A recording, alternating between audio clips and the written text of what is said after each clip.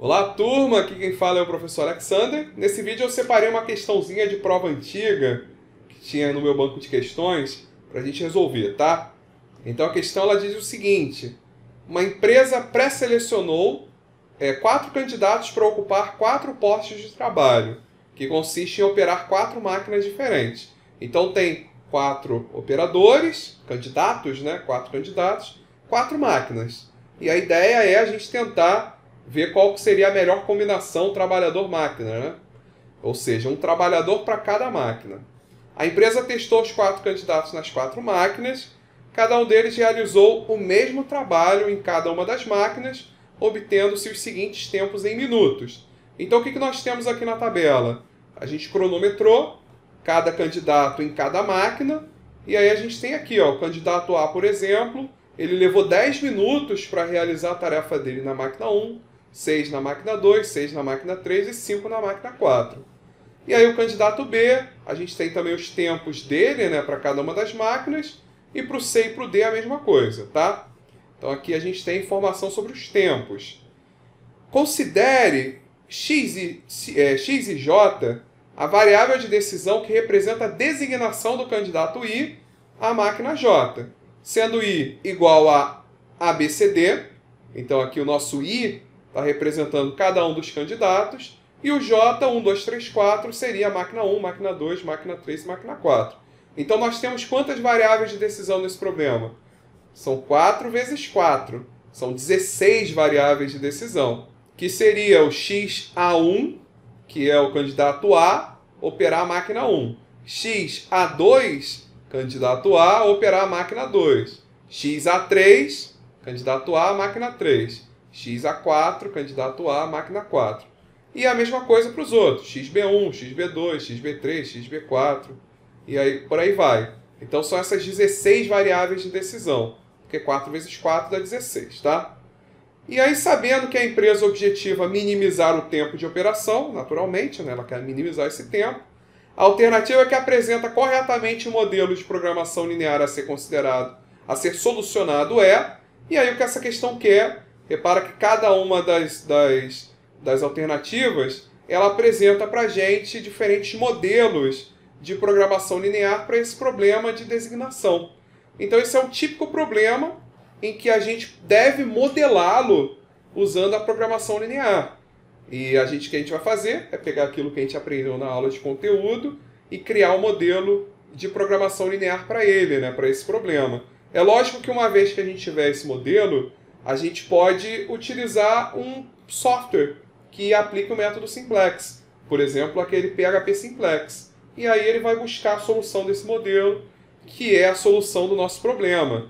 Então essa solução vai dizer para a gente qual candidato vai operar qual máquina, que é a solução ótima que a gente está buscando, no sentido de minimizar o tempo total. Tá bom? Bem, e aí o que a gente tem que buscar nessa questão é a alternativa que apresenta corretamente esse modelo. O que nós sabemos? Nós temos os tempos. Esses tempos, que seriam os custos, né, vai aparecer na nossa função objetivo. Então, qual vai ser a nossa função objetivo? Minimizar Z, por exemplo, né? Ele está usando Z, né? A gente vai usar Z também.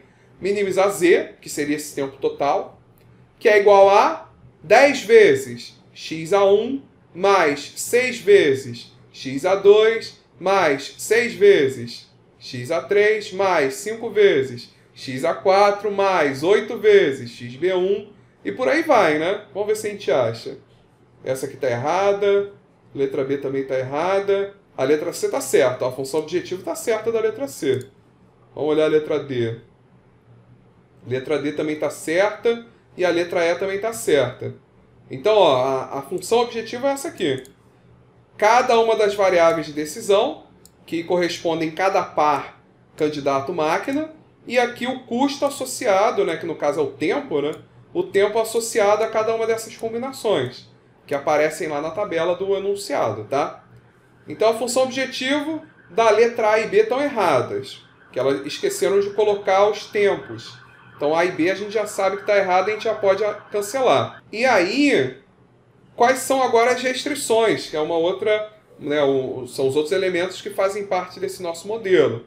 nós temos as restrições aqui do problema de designação é sempre do tipo igual a 1. Por quê? Porque a gente tem que ter exatamente um candidato, não é isso? Para cada máquina e exatamente uma máquina para cada candidato. Então a restrição vai ser sempre do tipo igual a 1. Por exemplo, ó, x1 mais x2 mais x3 mais x4 é igual a 1. Que é essa daqui, ó, tá aparecendo aqui, ó. x1 mais x2 mais x3 mais x4 tem que ser igual a 1. Significa o quê?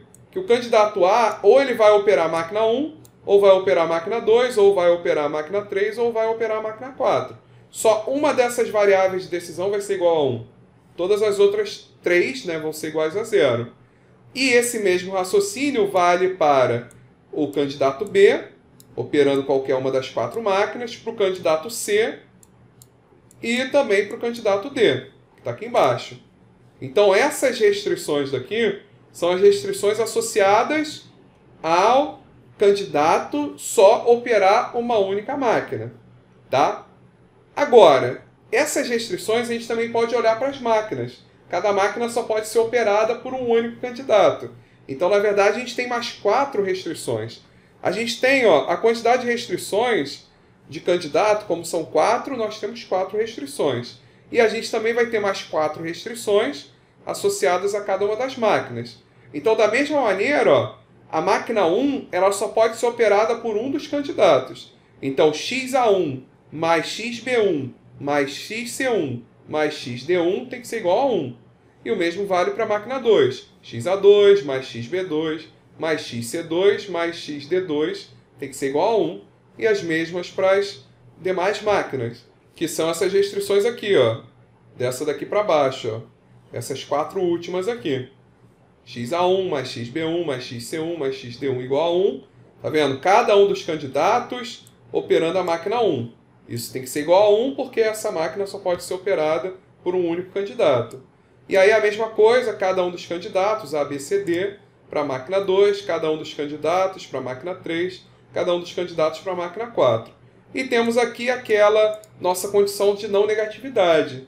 X e J, onde I e J variam de 1 a 4, né? São 16 variáveis de decisão, todas elas têm que ser maior ou igual a 0. Bem, a letra A está errada, tanto a função objetivo quanto as restrições. A letra B, a gente está vendo que as restrições estão certas, só que a função objetivo está errada. Letra C, a função objetivo está certa, só que as restrições estão incompletas, está vendo? Está considerando só as restrições associadas aos candidatos, igual ao que aconteceu na letra A. Letra D, função objetivo está certa. As restrições considerou todas, mas olha o que fez aqui nessa alternativa. Colocou os custos, né? Só que não tem nada a ver os custos. Não entra esses valores nas restrições. Na restrição a gente só quer saber quem vai operar o quê. Então, ó, a alternativa correta, né, por eliminação, é a alternativa E. Então essa aqui vai ser a alternativa correta. Observa que nós temos a nossa função objetivo corretamente, com os custos não, né, os tempos associado a cada uma delas, e as restrições, estão todas elas consideradas, todas as 8, tanto as restrições associadas aos candidatos, quanto as restrições associadas às máquinas. Todas elas igual a 1, porque apenas um operador vai operar apenas uma máquina. Então existe um operador para cada máquina. Tá bom? Então, a alternativa correta é a letra E. Fechamos então esse vídeo, nos vemos no próximo vídeo. Valeu!